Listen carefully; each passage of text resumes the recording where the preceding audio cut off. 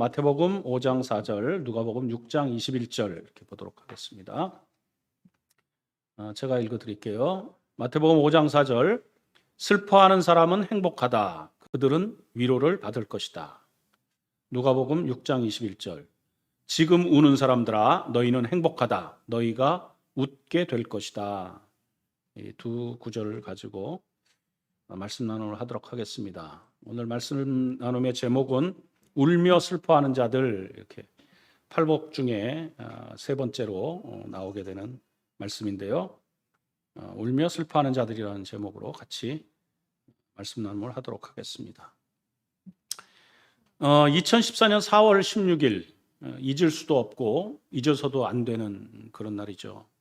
304명의 영혼들이 영혼이 별이 되어서 우리 가슴 속에 슬픔과 멍울로 박힌 그런 날입니다. 그런데 아직도 그 사건의 진실이 밝혀지지 않고 있죠. 세월호가 침몰한 날입니다. 이날 극적으로 탈출한 사람 중에 일반 생존자인데 김성묵이라고 하는 분이 계셔요. 시흥시에 거주하고 있었던 이 김성묵 씨는 당시 37살 일반 직장인이었습니다. 제주도 출장 때문에 세월호를 탔다고 해요. 그가 침몰해가는 세월호에서 30여 명의 목숨을 살려냈습니다. 그리고 혼신의 힘을 다해서 마지막으로 5살짜리 여자아이를 구한 뒤 어선이 던져준 밧줄을 잡고 겨우 탈출을 했다고 합니다. 고대 안산병원에서 치료를 받으면서 내일신문 기자와 인터뷰를 했는데 창문을 부수고 아이들을 더 구하지 못한 것이 후회스럽다, 이렇게 말을 했습니다. 제주도를 향하는 배 안에서 아이들과 나눴던 이야기, 침몰하는 세월호를 그냥 바라만 봐야 했던 그 순간을 잊지 못한다고 합니다. 아니, 잊어보려고 할 때마다 그 기억이 더 생생해져서 그 304명을 배 안에 두고 혼자 살아남았다는 사실이 그에게는 씻을 수 없는 고통이 되었다고 하죠. 그 배가 기울던 당시 객실 안에 차오르던 바닷물, 아이들의 걱정스러운 표정이 눈앞에 어른거려서 매일 밤 눈물로 지새웠다고 합니다. 병원 치료를 받으면서 참사의 기억을 잊기 위해서 뉴스도 보지 않고 세월호 관련 모든 정보를 접하지 않으려고 애썼다고 해요. 그리고 1년 만에 다시 직장으로 돌아갔지만 정상적인 생활을 할 수가 없었습니다. 이분의 이야기가 이렇습니다. 노력하면 잊을 수 있을 거라고 생각했어요. 그런데 어느 순간 감정이 폭발하더라고요. 일하다 갑자기 눈물을 흘리고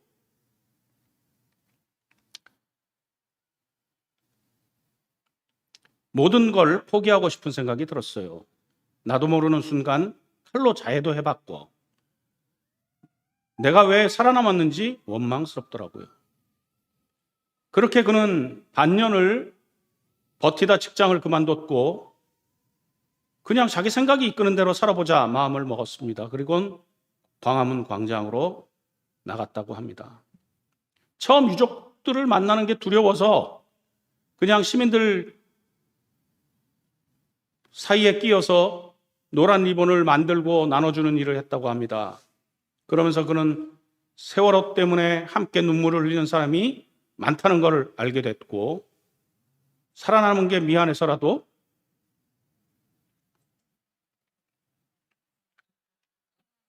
뭔가 해야겠다는 생각이 들었다고 합니다. 그래서 이제 참사 2주기를 전후해서 세월호 유가족과 함께 활동을 같이 했는데 세월호 참사가 일어난 지 6년 반이 지났지만 아직까지 진실은 오리무중이고 책임자 처벌도 이루어지지 않는 모습을 보면서 무엇을 할 수 있는가를 고민했다고 합니다. 그동안 세월호 특조위, 선체인양 조사위, 지금은 사회적 참사 특조위가 활동을 하고 있지만 아무것도 밝혀낸 게 없습니다. 책임자 처벌이라고는 당시 해경 1, 2, 3정 정장 한 사람뿐입니다. 책임자를 가려낸다고 하더라도 이제 업무상 과실치사상 혐의, 직권남용, 증거인멸 혐의, 이런 것들의 공소시효가 7년이기 때문에 이제 몇 달 남지도 않았습니다. 그래서 이 김성묵 씨는 청와대 앞에서 9월 10일 날 단식 농성을 시작했습니다. 그리고 지난 26일 48일째 단식을 하다 병원에 실려갔어요. 날씨가 추워지면서 몸은 빠르게 쇠약해졌고 또 급격하게 호흡이 가빠져서 결국 구급차를 타게 된 것이죠.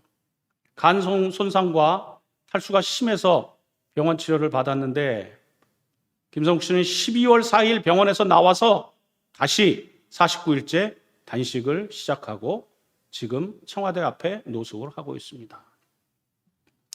48일 동안이나 대통령에게 직속 특별수사단을 설치해달라고 요구하면서 노숙을 했지만 청와대는 콧방귀 하나 뀌지 않았다고 합니다. 다른 세월호 유가족들은 지금 진실버스를 타고 전국을 돌면서 이제는 더 시간이 없다 이렇게 호소하고 있습니다. 공소시효가 이제 5개월 남은 상황이기 때문에 이들의 절박함이 더 느껴지게 되는 거죠. 세월호 유가족과 생존자들은 진실을 밝히고 책임을 묻기 위해서 사회적 참사 특조위를 연장하고 대통령 직속의 특별수단 구성을 해달라고 요구하고 있습니다. 이것만이 아직까지 제자리 걸음인 세월호 문제를 해결하는 유일한 방법이라고 믿기 때문입니다. 슬픔이라는 감정을 아시죠? 슬픔은 희노애락이라고 하는 4개의 감정 중에 가장 기본이 되는 감정이라 할 수 있습니다. 슬픔이란 자신이나 남의 불행, 실패의 경험 등을 안고 가는 억울한 정서를 나타내는 단어죠. 슬픔은 기쁨보다 훨씬 보편적인 감정입니다. 나약함과 한심함의 상징으로 여겨지기도 하지만 가장 인간다운 감정이라 할 수 있습니다. 슬픔을 겪은 사람은 타인의 슬픔에 반응할 줄 알고 공감할 줄 알고 위로할 줄 알게 되죠. 위로받은 슬픔은 인생의 실패나 상처를 털고 다시 일어나는 원동력이 되기도 합니다. 슬픔은 공명이 굉장히 강한 감정이기 때문에 같이 슬퍼해야 할 때 그 감정을 공유하지 못한다고 하면 비인간적이거나 냉혈한으로 그렇게 여겨지기도 하죠. 남의 슬픔이나 고통을 공감하지 못하는 정도가 심해지면 사이코패스나 소시오패스처럼 반사회적 범죄를 저지르는 사람이 되기도 합니다. 이들은 자신들이 남에게 고통을 가하고 괴롭히면서도 전혀 죄책감을 느끼지 않고 오히려 당당합니다. 요즘 우리가 정치권, 검찰, 언론, 사법부, 재벌 등에게서 많이 보게 되는 그런 유형의 사람들인 것이죠. 세상이 각박해지고 민중들이 살기 어려워지면 슬픔의 감정을 느끼는 횟수나 느끼는 사람이 많아지게 되죠. 이 슬픔이 사회적 갈등으로 표출되면 분노나 증오 같은 행동으로 이어지는 경우도 많습니다. 하지만 이런 사회적 행동이 때로는 역사를 바꾸는 엄청난 힘으로 작용하기도 합니다.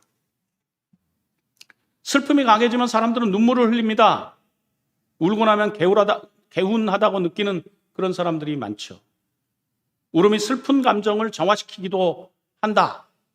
혹은 눈물이 슬플 때 생기는 독소를 배출한다. 이런 주장들이 있습니다. 눈물은 슬픔을 크게 표현하는 의사소통의 한 수단이기도 하죠. 소리를 내어 운다는 것은 자신이 엄청 슬픔에 빠져 있다고 하는 것을 알리는 의미입니다. 이 슬픔을 나타내는 한자어를 우리가 애라 그러죠. 희노애락 할 때 애인데 이 애라는 단어는 의미 부분이 입구에 있고요. 바람 부분은 옷의에 있습니다. 옷 속에 얼굴을 파묻고 소리내어 우는 모습을 상징한 글자라고 볼 수 있습니다. 우리가 슬피 울 때 아이고 아이고 하면서 울죠. 이때 아이고는 슬픔과 괴로움을 나타내는 애와 고라고 하는 데서 나온 말입니다. 한자 애와 고, 슬플의 고통고. 아이고의 아이는 애자를 좀 느린 소리라고 할 수 있어요. 이 감정이 격해지면 혈액순환이 약해지고 호흡도 완만해지고 안색이 창백해지고 흔히 콧물, 눈물이 저절로 쏟아지는 증상이 나타난다고 합니다. 성경에서는 이 슬픔과 눈물을 이야기할 때 자신의 허물과 죄에 대한 회개와 관련해서 언급되는 경우가 많습니다. 구약에서는 이런 구절들이 되게 많이 나오죠. 마태복음 26장에는 예수께서 가룟 유다의 배신으로 대제사장 가야바의 집에 끌려가서 재판을 받는 장면이 나옵니다. 이 잡히신 예수를 따라서 베드로가 몰래 가야바의 집으로 들어가죠. 하지만 그곳에 베드로를 알아보는 사람이 있었습니다. 그 사람들이 예수와 이 사람이 한패라고 지적할 때도 베드로는 계속 부인을 합니다. 마지막 세 번째 지적에는 베드로가 이렇게 얘기하죠. 거짓말이라면 천벌이라도 받겠다. 그렇게 맹세를 하면서 나는 그 사람을 알지 못하오 라고 잡아댔다고 합니다. 바로 그 순간에 닭이 울었고 베드로는 닭이 울기 전 세 번이나 나를 모른다고 할 것이다 라고 하신 예수님의 말씀이 떠올라서 밖으로 나가 몹시 울었다고 그렇게 기록을 하고 있습니다. 성경은 참회의 눈물은 영혼의 찌든 때를 씻어내는 정결함과 같아서 하나님을 기쁘시게 한다라고도 말하고 있습니다. 또 성경은 눈물이 단순한 나약함이나 절박함의 상징일 뿐만 아니라 연민과 나눔과 사랑의 마음을 대변하는 것으로도 증언하고 있습니다. 예수를 통해서 우리가 볼 수 있습니다. 예수께서 멸망을 앞둔 예루살렘을 보면서 슬피 우셨다는 기록이 누가복음에 나옵니다. 거기에는 오늘 내가 평화의 길을 알았더라면 얼마나 좋았을까. 그러나 너는 그 길을 보지 못하는구나 라고 한탄하시면서 곧 멸망하게 될 예루살렘을 향해 우셨다고 기록하고 있습니다. 예수님의 눈물은 유대 백성들이 겪게 될 파괴와 고통을 감지한 그런 눈물입니다. 야훼 신앙의 성지 시온산 예루살렘이 로마의 발굽 아래 처참하게 무너지게 되는 그런 역사의 경랑 속으로 빠져들어가고 있음을 안타까워하고 계시는 거죠. 다가오는 비극이 훤히 보이건만 유대민족에게는 아무런 변화도 없습니다. 회개도 일어나지 않습니다. 이런 답답한 현실을 보며 예수님은 눈물로 경고를 하고 계셨던 겁니다. 우리가 살고 있는 세상은 더 이상 타인들의 고통을 제 고통으로 느끼지 못하는 그런 세상이 되어버리고 말았습니다. 아니, 타인을 괴롭혀서라도 자신의 영달을 꾀하는 세상이 되었다고 하는 것이 더 적절한 표현일 수도 있죠.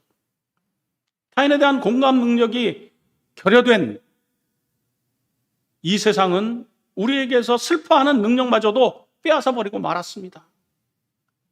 아파하는 이와 함께 울어주지 않는 영적인 마비가 우리에게서 눈물을 걷어가 버린 것입니다. 48일간이나 목숨을 건 단식을 해도 병원에서 나와서 또다시 단식을 재개해도 아무런 반향이 없는 정치권들, 그들은 영적으로 마비된 자들이라고 얘기할 수밖에 없습니다.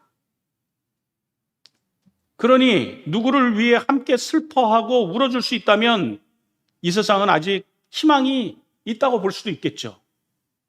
예수님은 지금 울며 슬퍼하는 자들아 너희에게 복이 있다.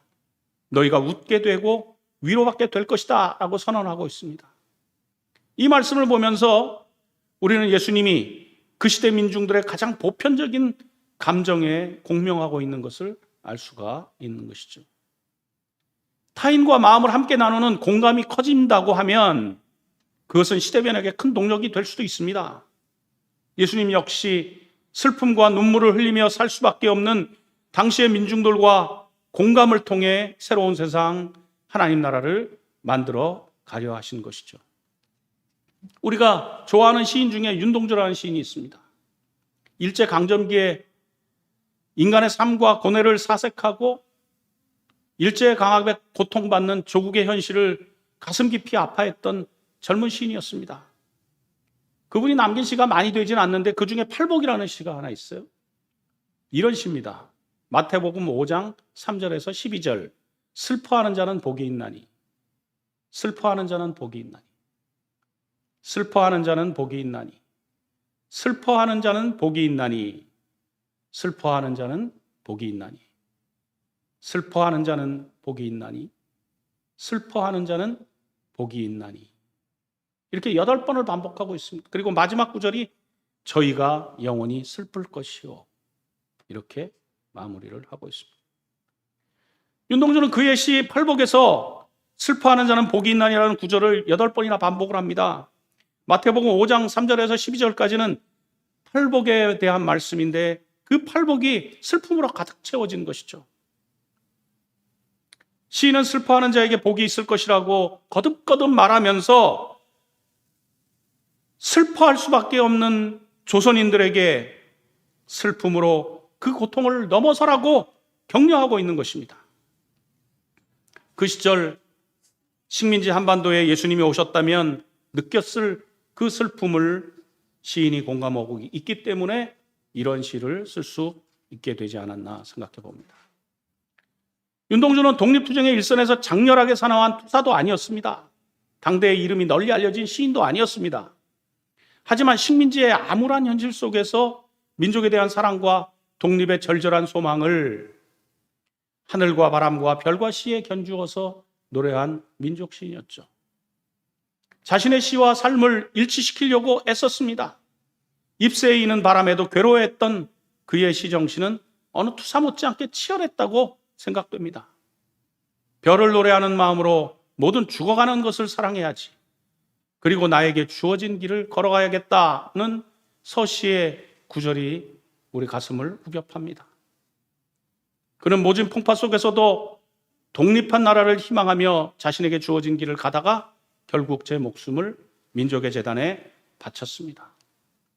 세월호 생존자 김성욱 씨의 목숨을 건 단식이나 식민지 조국의 고통을 온몸으로 느끼다 감옥에서 생을 마친 윤동주의 공감 능력이 오늘 우리 시대를 올바로 세워가는 동력이 되지 않았을까 생각해 봅니다. 지금 울며 슬퍼하는 자들아 너희에게 복이 있다. 너희가 웃게 되고 위로받게 될 것이라는 예수님의 말씀에 응답하는 저와 여러분, 세상을 꿈꾸는 모든 이들에게 아기 예수님의 은혜와 축복이 넘치시기를 간절히 축원드립니다.